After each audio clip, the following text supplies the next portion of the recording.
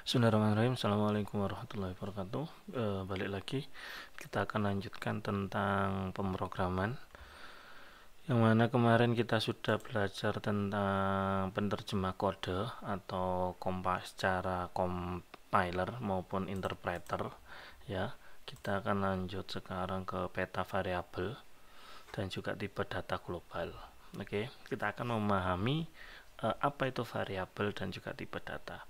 Kita akan mulai. Yang pertama adalah ada satu pertanyaan di mana apakah itu atau apakah yang dinamakan dengan variabel. Jadi kita di sini akan membayangkan sebuah kotak mau kardus ataupun pakai apapun, yang penting dia hanya kotak. Kemudian fungsi dari kotak itu adalah untuk menyimpan barang.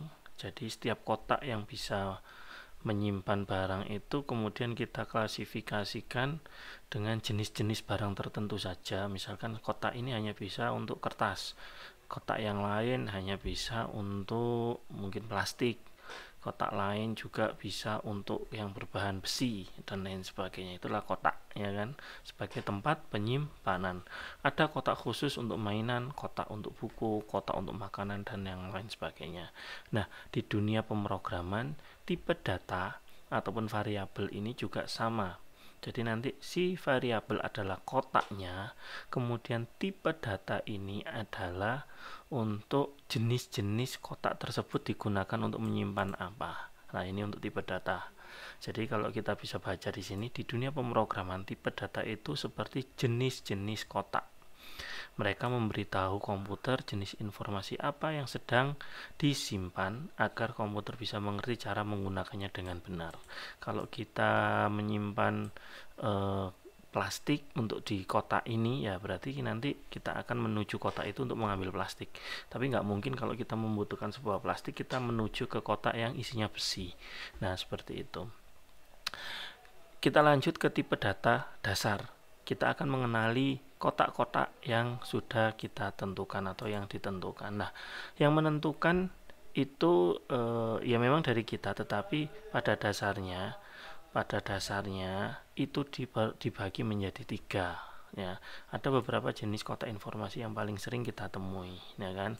Kita akan bertemu dengan tipe data atau kotak yang akan berisi angka, kemudian berisi dengan teks atau string, ya kan. Kalau angka ya berarti 0, 1, 2, 3, 4, 5, 6, 7, 8, 9. Kalau teks atau string itu ya banyak, ya bisa 01, bisa 12, bisa alfabetik, ya, bisa juga string, tanda baca, asterik, plus minus, titik, koma, dan lain sebagainya. Juga tipe data itu bisa bernilai benar atau salah, yaitu namanya booleans, ya. Nah, untuk tipe data angka, ya otomatis kotak ini untuk menyimpan angka, baik dia bilangan bulat ataupun desimal yang ada komanya, 1,5, 3,5, 3,14, 99,5 dan lain sebagainya. Di sini kita akan contohkan untuk tipe data angka yang bisa kita masukkan. 45 bisa, 1,5 bisa, karena tipe datanya adalah angka, ya kan. Kalau kita masukkan alfabetik di sini dia tidak akan bisa. Dia tidak akan mau. Misalnya A, B, C, D, E, tidak mau dia. B, A, B, tidak bisa dia. Nah, ini untuk tipe data angka. Sementara itu ada lagi tipe data berbentuk teks atau string. Nah, kotak ini untuk menyimpan huruf, kata, kalimat maupun simbol. Biasanya diapit oleh tanda kutip. Nah, biasanya kalau ada yang seperti ini biasanya namanya string. Nah, kayak kalau biasanya hello world. Tapi kalau di sini kita akan tulis aja langsung, nanti akan terbaca di sini. Contohnya, hai, saya belajar pemrograman dasar. Nah, ini bisa juga string. Nah, string itu ini tanda baca. Bisa juga operator plus minus. Nah, ini akan terbaca. bisa juga angka. Nah, kan bisa semuanya. Kalau string itu hampir kebanyakan bisa semuanya. Kemudian tipe data booleans, di mana dia hanya punya dua nilai, antara benar ataupun salah, antara 0 ataupun 1. Kotak ini hanya bisa menyimpan dua nilai, true or false atau benar. True benar atau false salah. Sangat berguna untuk membuat sebuah keputusan. Jadi nanti ada bercabang-cabang keputusan. Nah, kalau ini ada sebuah contoh, apakah lampu menyala, statusnya adalah off. Kita coba. Nah, ketika dia masuk, ketika ini mati, berarti lampu mati. Ketika ini digeser ke sini, lampu menyala, dia akan bernilai true. Nah, kalau kita buka kodenya nanti juga tahu kodenya, true or false. Nah, nyala atau mati. Mengapa tipe data itu penting? Nah, kita akan pahami tipe data itu sangat krusial bagi program yang kita kerjakan atau kita tulis, karena nantinya penggunaan ini akan mengefisiensikan program yang akan kita buat. Efisiensi dalam hal penggunaan memori di dalam sebuah komputer.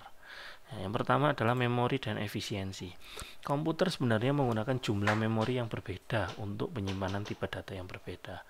Jika kamu menyimpan angka kecil di kotak yang terlalu besar, misalnya teks, itu akan membuang memori komputer kalian. Ya, sekarang kalau komputer memori kita atau RAM kita besar, ya memang tidak terasa. Tetapi nantinya kalau program kita sudah besar dengan kebutuhan atau komputer kita yang memang terbatas, ya sangat-sangat terasa sekali. Contohnya seperti ini. Ketika kita punya kotak dengan ukuran misalkan 2x2, dimana untuk 2x2 kotak ini bisa menampung maksimal adalah 10 buku. Tetapi kemudian kita akan mengisikan 15 buku. Apa yang terjadi? Overload. Berarti buku yang bisa masuk hanya 10, sisanya kemana? Ya berarti tidak bisa diisi. Nah, seperti itu ya. Nah, ataupun nanti efisiensi di sini, kalau itu tadi memang ngepres ya. Misalkan kotak ini berisi 10x10, di mana nantinya kotak ini bisa menyimpan buku sampai 100 buku. Tetapi sebenarnya kita hanya maunya 5 atau 10 buku saja. Maka dari yang tadinya kotak ini punya batasan penyimpanan 100 buku, tetapi yang kita gunakan hanya 10 buku, ataupun kita punya untuk penyimpanan hanya 10 buku, maka 90 buku akan terbuang sia-sia space-nya atau tempat untuk ditatanya, karena ya itu tadi yang dibutuhkan hanya 10 buku. Nah, berarti kita harus menentukan kotak ini bertipe apa. Nah, seperti itu. Kemudian kita juga bisa melakukan operasi yang benar. Kamu tidak bisa melakukan operasi matematika pada teks. Nah, misalkan apel ditambah jeruk tidak sama dengan 5. Ya kan? Komputer perlu tahu apakah itu angka atau apa atau string untuk menjumlah atau menggabungkan teks seperti ini tadi. Ya, kalau angka otomatis di sini nanti bisa penjumlahan. Ya, nggak bisa karena memang nggak ada programnya ya. Ini juga kalau teks berarti ya kalau ditambah ya nggak mungkin ada perhitungan di dalamnya, hanya ada penggabungan. Ini memecahkan kesalahan atau bugs atau debugging, nanti ada di akhir dari sesi, ada debugging namanya. Jika kamu salah menggunakan tipe data, programmu bisa mengalami bug atau error. Jadi nanti programnya ini ada bugnya. Bug itu apa? Bug itu apa ya? Kalau dibahasakan secara arti, bug itu ya kutu atau apa? Hewan melata, bukan hewan melata, apa ya bug ya? Ulat kayak ini bug. Jadi dimana buku yang putih kemudian ada bug, ya berarti pasti ada sebuah yang salah kan gitu, atau error. Memahami tipe data membantu kamu menulis kode yang lebih rapi dan bebas kesalahan, bebas bug. Jadi mungkin nanti dari bug ini malah menjadi sebuah kelemahan dari sistem kita. Ini jadi tipe datanya harus benar. Kita tentukannya kayak tadi, menentukan besaran dari kotak yang akan kita butuhkan hanya untuk menyimpan buku. Detektor tipe data ajaib. Kita akan ada sebuah contoh di sini. Coba masukkan sesuatu di bawah ini dan kita akan melihat tipe data apa yang akan dideteksi. Contoh, masukkan angka, teks atau true. Kemudian di sini nanti akan muncul dia masuk ke tipe data apa. Kita coba ya. Saya masuk tipe data apa? Oh, teks atau string. Misalkan 1, 2, 3 angka. Kemudian true or false berarti apa? Benar. Text string. Misalkan true. Nah, dia bisa salah. False. Dia juga bisa salah. Bolehan. Misalkan A, B, C, D. Nggak pakai spasi 1, 2, 3, 4, 5, 6. Nah, dia masuk ke string. Tapi kalau 1, 2, 3, 4, 5, 6 A, S tetap string. Tapi kalau hanya angka, dia masuk ke number. Oke. Nah, ini untuk detektor aja. Jadi ini ada sebuah script sederhana aja. Kita menggunakan JavaScript ya. Pendeteksiannya pakai seperti ini. Oke. Ilustrasi ukuran memori dalam sebuah tipe data. Setiap tipe data membutuhkan ruang. Nah, itu tadi ya, besaran dari box atau kotakan tadi.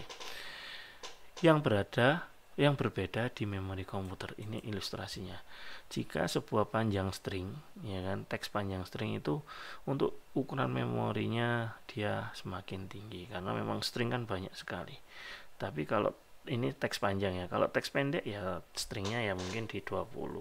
Kita nanti kalau belajar tentang database management system, kita akan tahu bahwa pentingnya tipe data, penggunaan tipe data di sini, karena memang sangat akan bisa mengefisiensikan dari program kita.